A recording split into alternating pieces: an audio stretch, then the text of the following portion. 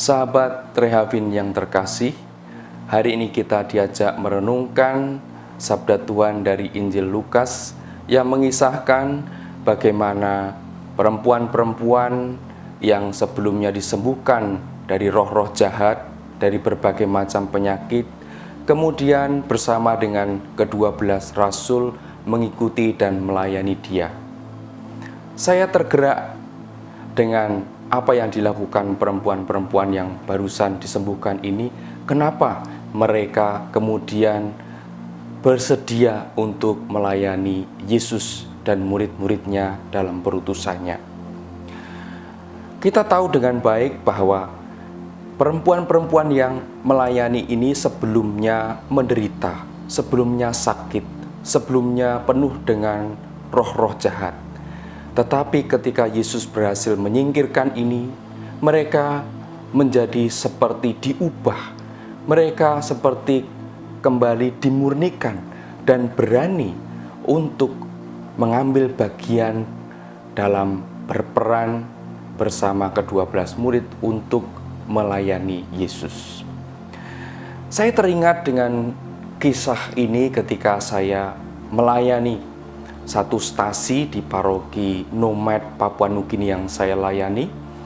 Saya mengunjungi satu stasi, di sana ada seorang pemimpin umat yang sedang memperbaiki rumah. Rumah di sana masih sangat sederhana. Mungkin kalau kita bandingkan di sini itu tidak layak untuk disebut rumah. Pada saat dia hendak membangun rumah, saya tanya, kenapa kok rumahnya tidak diselesaikan? Dia mengatakan, Romo, saya kurang paku. Saya kemudian terkejut, hanya kurang paku saja, kenapa tidak bisa melanjutkan membangun rumah? Dan untuk mendapatkan paku, saya kemudian menelusuri, memang susah, karena jauh dari akses pasar, jauh dari kota. Ketika mereka membutuhkan hal kecil seperti paku, mereka harus berjalan 7 hari menuju ke kota untuk membeli paku. Selanjutnya kembali lagi 7 hari lagi, berarti 2 minggu untuk mendapatkan paku, dan harus hanya dengan jalan kaki menyeberangi sungai, menyeberangi hutan. Dalam konteks ini lalu kemudian saya mengerti mengapa perkara kecil sulit sekali seperti kekurangan paku tadi membuat mereka tidak bisa melanjutkan rumah. Lalu dengan ini saya kemudian pulang ke paroki, berjalan 2 jam dari stasi ke paroki untuk mengambil paku dan memberikannya kepada pemimpin umat ini. Sampai kemudian pada akhirnya pemimpin umat ini bisa melanjutkan membangun rumah. Saudara yang terkasih, apa yang terjadi? Setelah berhasil menyelesaikan membangun rumah, pemimpin umat ini kemudian selalu bertanya kepada orang-orang lain tetangganya, kapan kunjungan Romo ke sini? Maksudnya dia hendak mempersiapkan makan, tempat tinggal saya. Dia hendak pergi ke hutan untuk berburu. Dia hendak mengumpulkan hasil kebun untuk menyambut kedatangan saya, mempersiapkan misa dengan baik, mempersiapkan kunjungan romonya dengan baik, mengumpulkan umatnya, memberikan pengumuman ke kampung-kampung sebelah supaya mempersiapkan diri kalau Romo hendak datang mengunjungi mereka.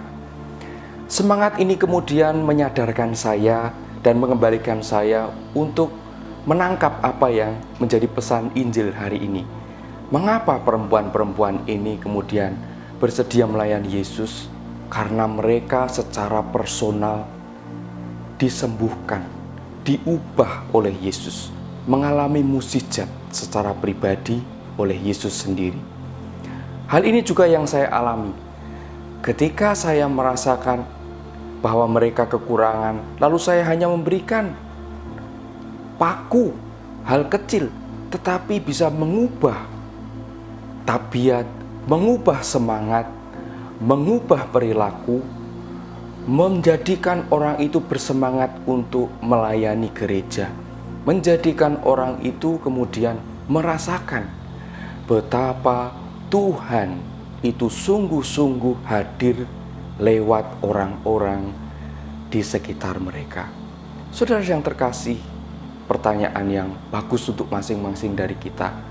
Kalau kita belum begitu kuat, kalau kita merasa belum begitu terdorong untuk memberikan diri bagi pelayanan, belum begitu kuat untuk mempersembahkan diri dalam aneka tugas dan tanggung jawab gereja, barangkali kita belum mengalami seperti perempuan-perempuan tadi, yakni mukjizat-mukjizat yang dilakukan oleh Tuhan Yesus. Sayang, kalau kita sebagai murid-murid Yesus, orang Kristen yang sudah lama sekali dibaptis, tetapi kita belum mengalami seperti yang dialami oleh perempuan tadi. Mari saudara, temukan, perjuangkan, lihat dengan jeli apa yang sudah Tuhan Yesus kerjakan dalam hidup kita. Mari, jangan sampai lewat, jangan sampai kita tidak mendapatkan pengalaman iman sedikit pun. Jangan sampai kita mengatakan tidak mendapat mukjizat. Karena kalau demikian, barangkali kita juga belum mampu untuk memberikan diri sepenuhnya bagi pelayanan gereja dan hidup kita untuk Yesus sendiri.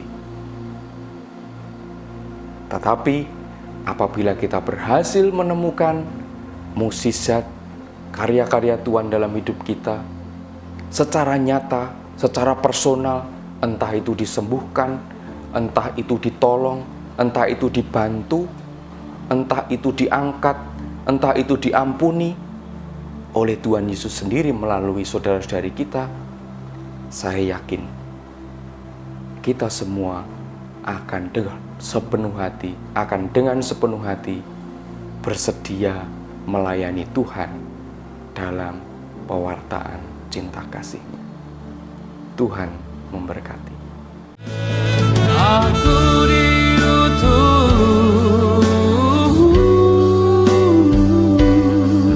untuk mengasihimu Bapa, dan juga